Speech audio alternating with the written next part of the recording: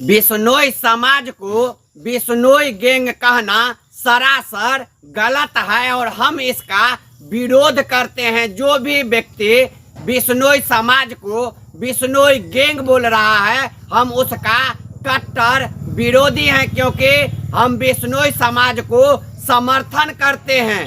इसलिए समर्थन करते हैं क्योंकि बिश्नोई समाज ही एक ऐसा समाज है जो अपने धर्म को लेके पूरा एक्टिव है और अपने धर्म की रक्षा करने के लिए कुछ भी कर सकता है। और बिश्नोई समाज के साथ अन्याय हुआ है, यदि किसी समाज के साथ इस तरह से अन्याय हो तो वह समाज जरूर उससे बदला लेना चाहेगा। और वही बिश्नोई समाज अभी कर रहा है। जो सलमान खान ने जो हिरण का शिकार किया था, जिस हिरण को बिश्नोई समाज देवता मानते हैं, उस हिरण का हत्या कर देना कहीं ना कहीं बिश्नोई समाज के देवता के ऊपर, आस्था के ऊपर आंच पहुंचाने का सलमान खान काम किया, जिसका सजा सलमान खान को भुगतना पड़ रहा है। कोर्ट ने भी उसको सजा दिया, लेकिन कहता है ना, कोर्ट दे देगा सजाए, पुलिस प्रशासन दे देगा, लेकिन